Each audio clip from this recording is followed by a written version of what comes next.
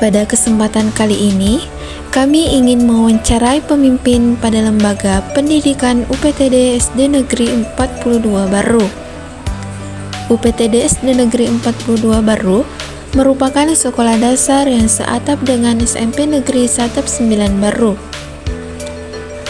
di mana model pendidikan mengintegrasikan dua jenjang pendidikan dalam satu lingkungan, di mana sekolah ini berlokasi di Butuwe, Desa Gresik, Kecamatan Taneteri Lau, Kabupaten Baru. Assalamualaikum warahmatullahi wabarakatuh.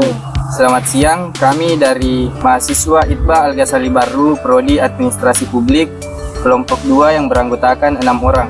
Perkenalkan, nama saya Awal Husain dan saudara sebelah kiri saya Arman Muhammad Tarwanto dan saudari sebelah kanan saya Sukma Nurul Fatima Widya Wildani. Pada siang hari ini kami akan mengambil video wawancara mengenai materi kepemimpinan. Terima kasih.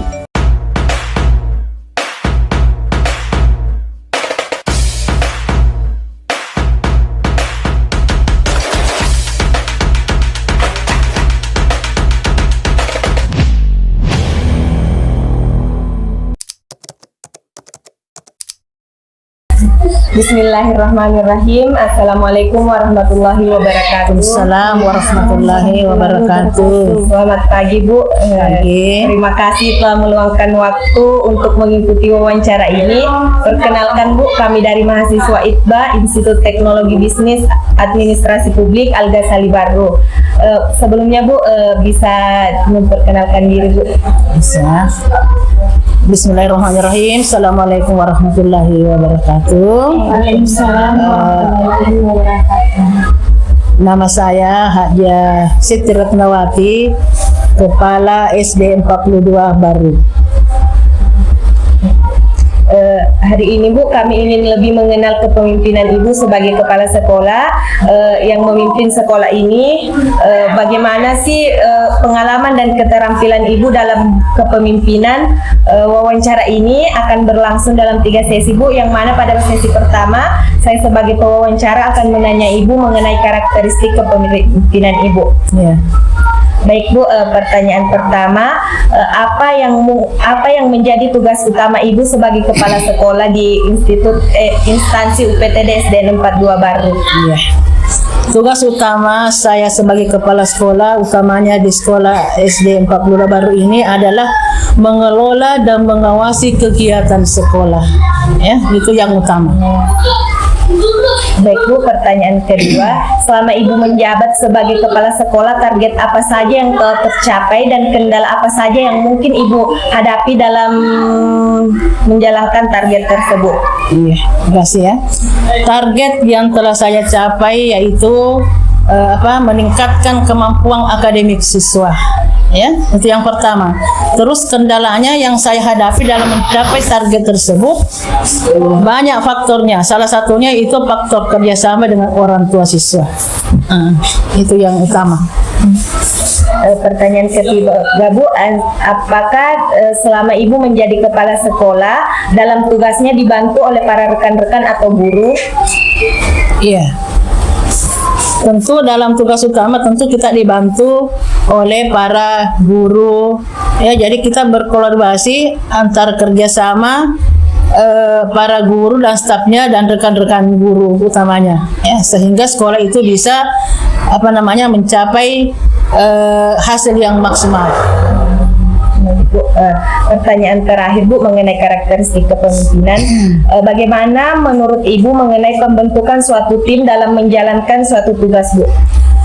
Dalam menjalankan suatu tugas itu sangat penting karena kerjasama itu akan meringankan beban pekerjaan kita. Jadi apabila kita bekerja sama dengan baik, tentu pekerjaan itu akan menjadi ringan. Ya, walaupun pekerjaan itu berat, kalau kita kerjasama maka pekerjaan itu menjadi ringan. Baik Bu, untuk sesi kedua saya persilakan kepada teman saya untuk mewawancara Ibu mengenai sifat kepemimpinan. Ya, silakan Nak. Baik Ibu, ini saya akan mewawancara Ibu mengenai sifat kepemimpinan. Adapun pertanyaan yang pertama yaitu bagaimana Ibu menerapkan nilai kebenaran dalam pekerjaan Ibu sehari-hari? Menerapkan nilai nilai kebenaran dalam kehidupan sehari-hari sebagai kepala sekolah, yaitu dalam pekerjaan saya sebagai kepala sekolah, nilai kebenaran tersebut adalah pedoman yang saya jalani dalam menjalankan tugas kami sehari-hari sebagai kepala sekolah. Pertanyaan yang kedua, silakan. bisakah Ibu ceritakan bagaimana Ibu membangun kepercayaan dengan guru dan staf di sekolah saat melakukan tugas penting? Ya, mengenai membangun kepercayaan itu memang sangat susah atau sulit, tapi seiring berjalannya waktu, karena kami sudah lama menjadi kepala sekolah di sini, kalau tidak salah mungkin sudah lebih 12 tahun, karena saya terangkat di sini mulai 12 April 2012, jadi cukup lama ya. Nah, sudah cukup lama, jadi bekerja sama, jadi alhamdulillah kepercayaan itu selalu terjaga dengan baik bersama dengan guru dan seluruh stakeholder atau seluruh staf yang ada di sekolah ini. Ya, jadi kerjasama itu antara guru-guru di sini dengan pegawai-pegawainya, karena ada pegawai juga, ya, ada guru honor juga, berjalan dengan baik. Karena itu kita saling harus percaya pada guru-guru kita. Kita harus juga mengetahui karakter semua guru-guru yang ada di sini, semua staf yang ada di sini. Kita harus tahu semua satu-satu karakternya apa, masing-masing berbeda kan. Makanya kita sebagai kepala sekolah itu harus betul-betul pandai mengetahui karakter setiap guru, setiap stakeholder yang ada di sini. Begitu. Untuk yang ketiga Ibu, bagaimana Ibu mengembangkan dan memperbaharui pengetahuan serta keterampilan Ibu sebagai kepala sekolah? Ya, untuk memperbaharui itu ada beberapa contoh, karena kita ini sebagai kepala sekolah memang ada pertemuan setiap bulan, ada namanya K3S. Ada K3S wilayah, ada K3S kecamatan yang dilaksanakan di wilayah kita masing-masing, karena di wilayah ini ada 12 sekolah bergabung. Kalau kita K3S kecamatan ada 31 sekolah bergabung. Itu setiap bulan kita laksanakan. Di situlah dalam K3S, misalnya K3S wilayah, disitulah wadah kita untuk mengembangkan pengetahuan dan keterampilan sebagai kepala sekolah. Jadi kita bertukar pikiran bagaimana caranya supaya sekolah itu bisa meningkat ke depannya. Ya. Untuk pertanyaan yang keempat Ibu, apakah Ibu terbuka untuk menerima dan mengolah kritik dari rekan?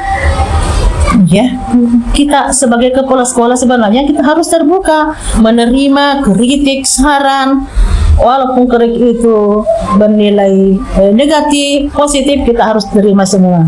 Karena kritikan dari guru maupun dari masyarakat, ya, itu terbukti dengan adanya kotak saran di setiap kelas kami tempatkan.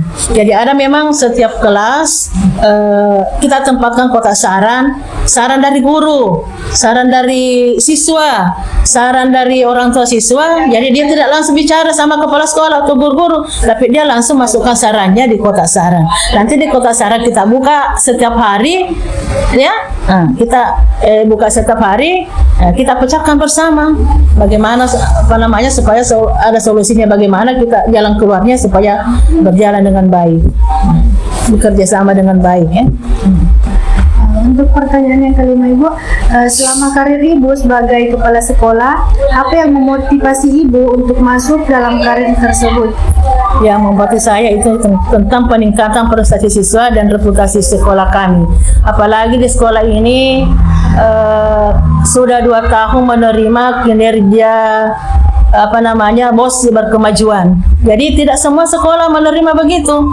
Jadi kami di wilayah ada 3 wilayah di sini. Di wilayah 1 saja ini kebetulan saya wilayah 1.